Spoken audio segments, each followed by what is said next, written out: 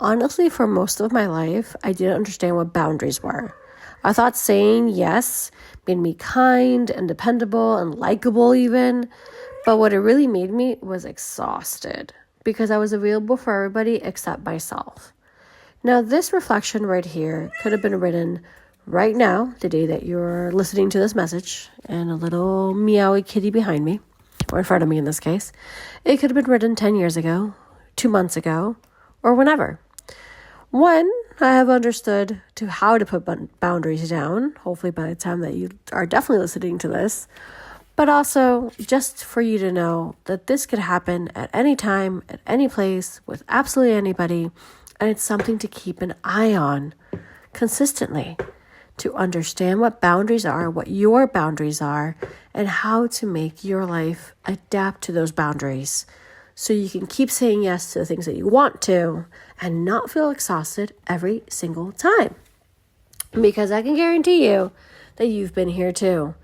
That the moment that you realize you're running on empty, but you keep saying yes anyway. And once again, not because you want to, but because you don't know how to say no without guilt. You don't understand that saying no is actually the healthiest thing you can do because you're running on empty.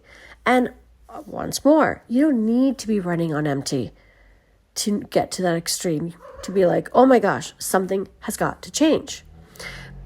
Tip to do this, actually, it's start noticing when your body says no, but your mouth says yes. That's not a weakness.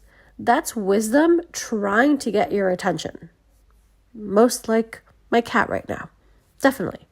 She's trying to get my attention. My boundaries like, hey, I'm busy. I'm working. I'm recording this thing. I can play with you later. What boundaries really are, let's define it. Boundaries aren't walls to keep people out. They're doors with locks. You decide who and what comes in. They protect your energy, your time, and your emotional well-being. Think about your boundaries like your little house, like your little casita. If you don't have a house, if you don't have an apartment on your own, you have a room. You decide who comes in and out of that room, in and out of your place. Treat those boundaries like your heart. You have to decide. You are the one who holds the key. They're not here to keep people out. They're here to make sure the right people stay in. So, let's say you're the kind of person who gets work emails at midnight and you answer them right away. Or maybe your friends always expect you to drop everything when they call or when they text for the millionth time to talk about the millionth time about their ex, for example. Or maybe every time someone's upset, you feel responsible for fixing it. Those are boundary moments. And yes, each of them chips away at your peace. So let's add another tip for this very moment of ours right now in time. Ask yourself, if you say right now, what am I saying no to later? Time with family, time with myself, time to rest and actually sleep. Peace? Because every yes has a cost. I used to think that saying no would make people angry or disappointed. And maybe you felt that too. Like if you don't help, you're letting people down. But boundaries don't push love away. They protect it from resentment. Healthy relationships don't depend on your compliance. They depend on your clarity. And at the end of the day, what you need to be clear about is your boundaries. Because the moment you have clarity within that, you're going to have clarity beyond that. Let's say that you're that person who's always dependable. Your phone buzzes and a coworker needs help finishing a report. You are already behind on your own work because that's life. That's okay. It happens. But also you can't bring yourself to say no. So you're late again. You tell yourself, it's fine. I'll rest tomorrow. But tomorrow, you know where this is going, turns into next week. And then you start missing your workouts, your sleep, your joy. And one day you wake up realizing that the line between your priorities and everyone else's blurred a long time ago. That line, that's your boundary. And the message behind all this is that when you don't define your boundaries, other people define them for you. So let's take it into a little bit of a practical tip here. The boundary mapping journal. Now, here's a simple exercise that changed a lot for me. Take a sheet of paper and divide it into 4 sections: time, emotional, physical, and mental. And under each, write where you feel the most drained and where you feel most at peace. Those feelings are signals. Resentment means a boundary's been crossed. Calm means a boundary's being honored. And my other little tip is to start small. Remember, every step matters, even if it's a tiny little one, because you don't have to fix it all overnight.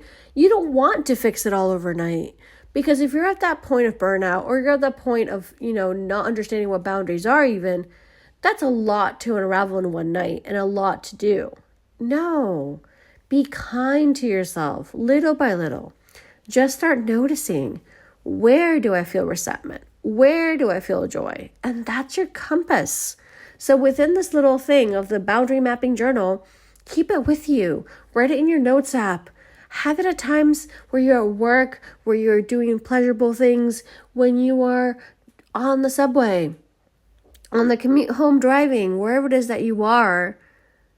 Careful when you're driving and texting at the same time. Do not do that, please. Keep a mental note there. But all in all, keep it in mind to understand yourself better, of course.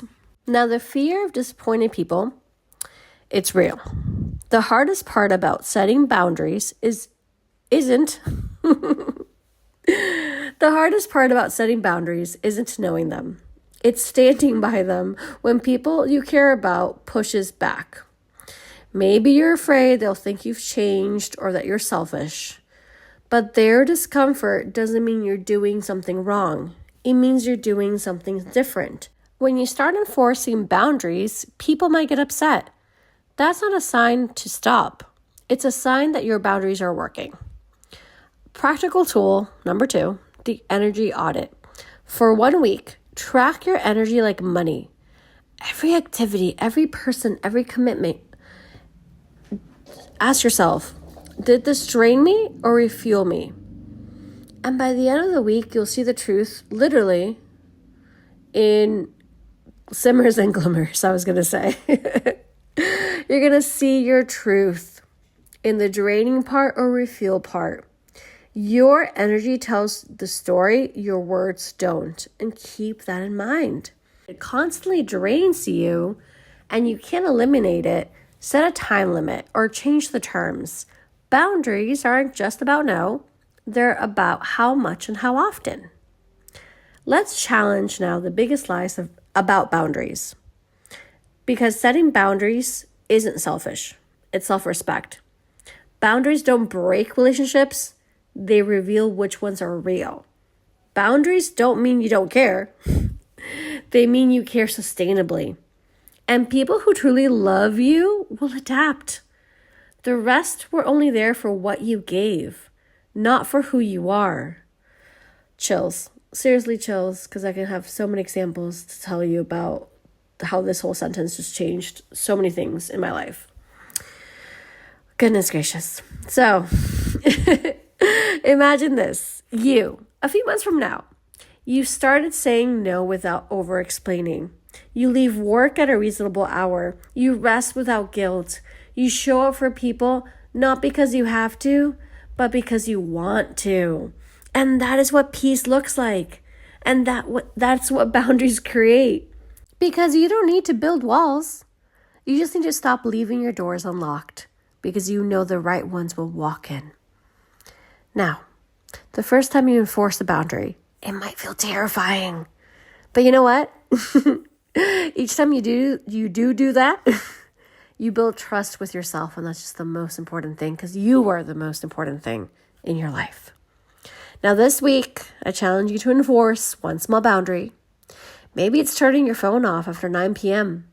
or saying, hey, I'll check my schedule and get back to you. Small steps do create real change. And remember this affirmation now. Boundaries are the highest form of self-love. They say, I respect myself enough to protect my peace. And look at you go. Talk to y'all really soon. Hug tight, love stronger, always believe. Adiana out.